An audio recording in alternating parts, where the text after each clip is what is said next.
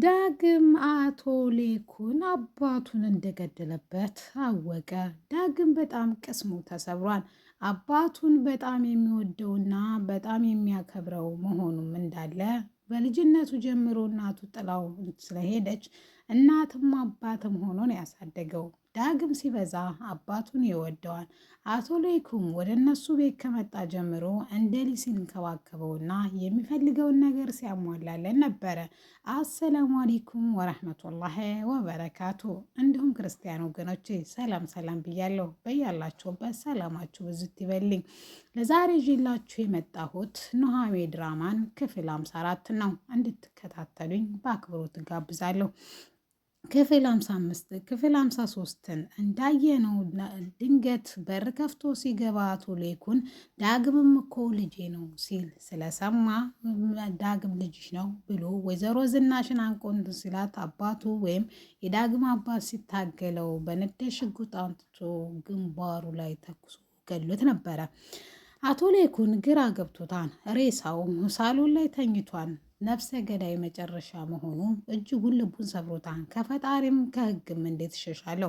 ፖሊስ ድንገት በሩን አንኳኩቶ ምን ነው እዚህ ቤት መሳሪያ ድምፅ ሰማሁ ሲልም ኖ ኖ ኖ ኖ እዚህ ምንም አልሰማህም ብሎ እጁ እየተንቀጠቀጠ ፖሊስ ለመሆኑን ለማረጋገጥ መታወቂያውን አውጥቶ እንዲያሳየው ይጠይቀዋል። ፖሊሱም ታዛዥ ነኝ ብሎ ያሳየዋል።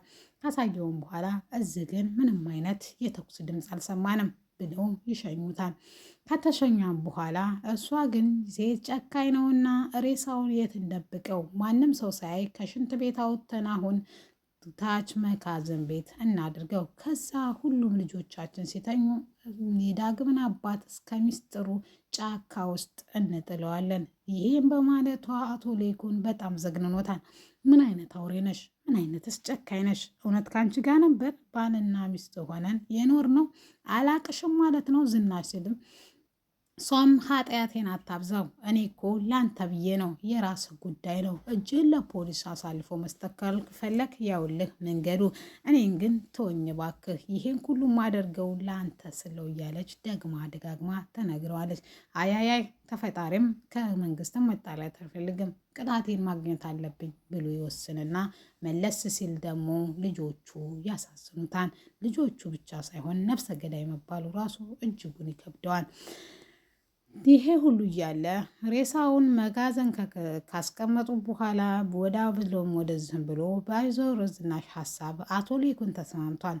ወደዚህ ደግሞ አምራን ደግሞ ናሆምን ልጅን እናት ገደለችው በማለት የተነሳ ሆስፒታል ሄደው ካረጋገጡ በኋላ ወይም ዶክተሩም ትክክለኛ ገንዘብ ስለተከፈለው የውሸት ዛሬ ልጁ እንደሞተ ይነግረዋል። እሳት ለብሶ እሳት ጎርሶ ወደ ቤት ይመጣል። ምን እንደሚያደርግ ግራ ገብቶታል። በጩኸት ቤቱን ቀወጠው። እማዬ እማዬ ይላል። ምንድን ነው ብሎ ቤቱ ሁሉ የከበበው ሰው ምንድን ነው ብሎ ካፋፉ ምን እንደሚወጣ ናሆምን እየጠበቁ ነው። እሱም ምን አይነት ጨካኝ እናት ነሽ? ምን አይነት ሳራመኔ ነሽ? እንዴት የልጅ ልጅሽን ትገሊያለሽ? ይላታል። ምን እንደሚል አልገባቸውም። ሁሉም ምንድን ነው የምትለው? ናሆም ተረጋግተህ አውራ። ስለምን የልጅ ልጅ ነው? ስለምን መግደለው? ስላትም ቡና ላጠጣሽ ብለሽ ሚስቴን ጠርተሽ ልጅን ገደልሽብኝ። እሷ ራሷ ናት መታ ቡና ካልጠጣሁ ያለችው። መልስም አልጨመርኩበትም።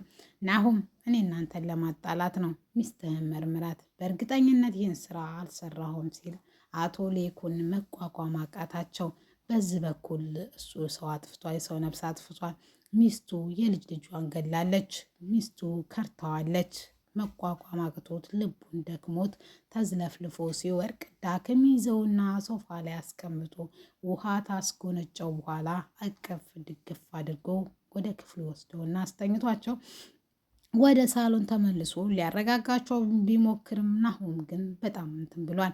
እናቱን እንደ እናት ሳይሆን እንደ ተራ ሴት አንቺ ጨካኝ፣ አንቺ የኔ እናት ነሽ ወይ? ምን አይነት አረመኔ ነሽ? ኑሃሜ ላይ ይህን ነገር ልታደርጊ እንደነበረ አውቃለሁ። ስለዚህ ይህን ነገር አታደርጊም ማለት ፈጽሞ ስህተት ነው። አርግሿን እማዬ ይላታል።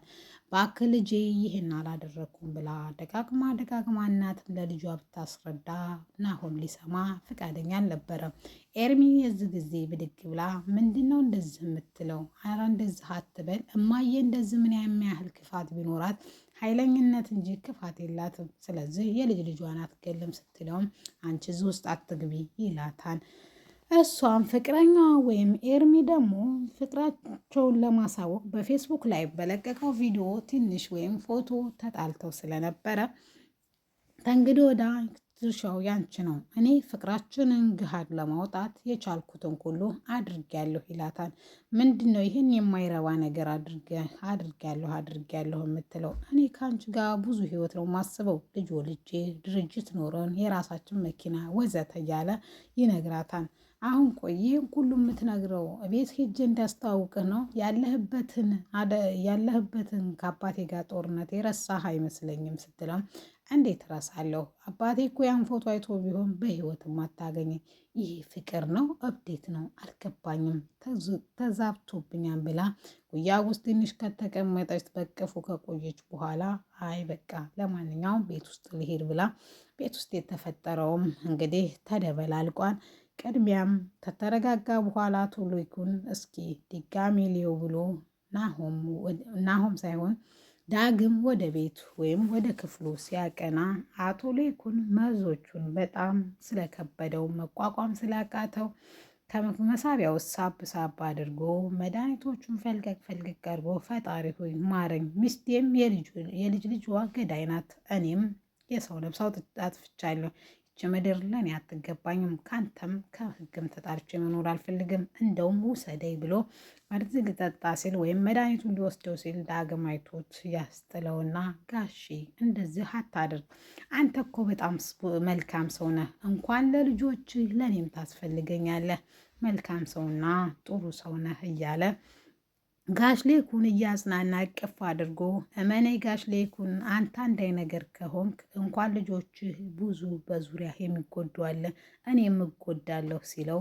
አባቱን እንደገደለበት ሲያቅ የበለጠ ህመሙ በዛበት። አቶ ሌኩን እቅፍ አድርጎ ስቅስቅ ብሎ አለቀሰ። ምክንያቱም አቶ ሌኩን የልጁን አባት እንደገደለበት ሲያቅ አቅፎ የሚስመኝ ይመስላችኋል ብሎ ለራሱ መልሶ መላልሶ እየቀለሰ ነበረ። ወደ ሳሎንም ተመልሶ ቆይ ምን እያደረጋችሁ ነው? ሁሌም ራሳችሁን ነው በቃችሁ ይላችኋል። ናሆም በጣም በጥፊ ሌላው ተነስቶ እናቱ ምንድን ነው ዝም በል ሲለው እናንተ ሁሌም ስለ ራሳችሁ ነው፣ ስለ ጋሼ ማን ነው የሚጨነቀው? ማን ነው የሚያስበው? እናንተ እዚህ እየተጫጫችሁ ጋሼ ራሱን አጥፍቶ ነበረ ሲል ወይዘሮ ዝናሽ ግራ ገብቷት ቆማ ቀረች። አሁን እንዴት ነው ምንድን ነው ስትለውም በጣም በእናንተ ሁሌም ነገር ነው፣ ሁሌም ጭቅጭቅ ነው።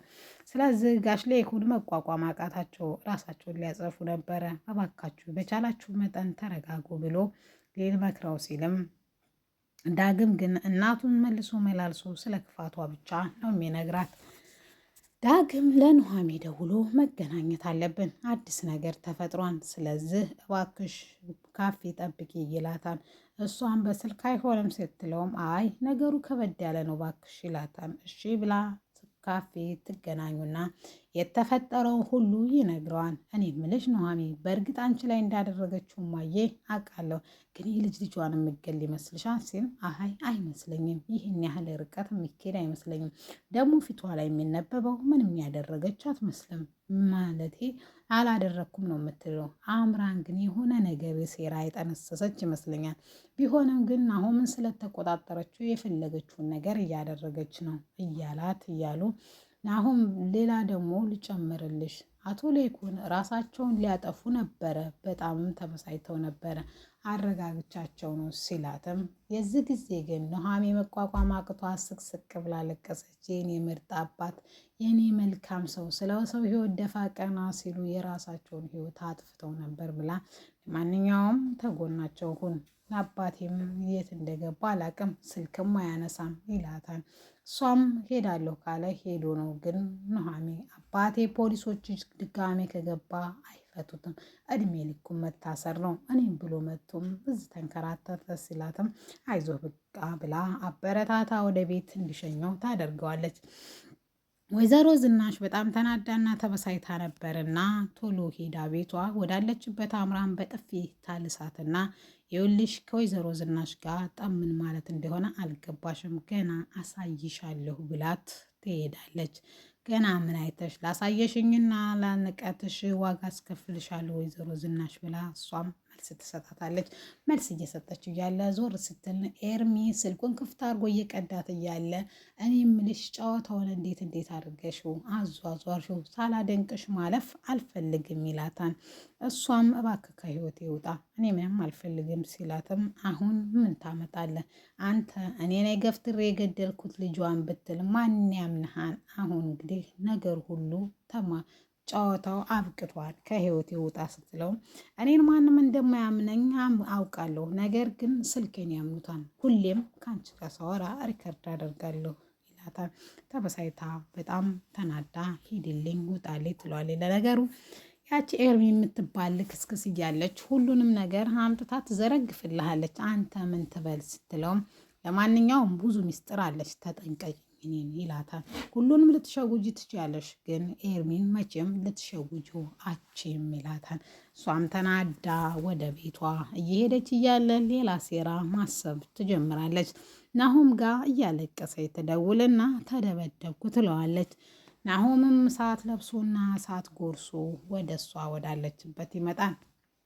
እሱም ምን ሆነሽ ነው ሲላት ምንም አልሆንኩም ትለዋለች። በፈጠረሽ በምትወጁ ሁሉ ይዤሻለሁ ምን እንደሆንሽ ንገሬ ሲላትም እሺ ካስገደድከኝ ማን ልንገርህ? እናትህ ናት ጎረምሳ ይዛ ቤት ያስደበደበችኝ ትለዋለች።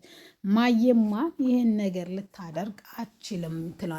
አታምነኝማ ስትለውም ለነገሩ እናትህ አይደለችም ስትለው እንደዛ ማለት አይደለም በፍጹም እማ እንደዛ አታደርግም ብሎ ሲከራከር እንደውም ለምን አልደውልም ብሎ ስልኩን በፍጥነት ከኪሱ ሲያወጣ ኖ እኔ ራሴ ደውላታለሁ ብላ ደውላ እኔ ግን አላሳዝንሽም ልጄን ከመግደልሽም የተነሳ አልፈሽ ደርፈሽ እንዴት ያልጠና ጉልበቴም በጥፊ እንደዛ ትቀጠቀጨኛለች ስትላትም እኔ ዝናሽን ልትሸውጅኝ አቺም ማንንም ልትሸውጅ ትችያለሽ ናሆም አጠገብሻላ እንደውም ለውድ አድርገሽዋል።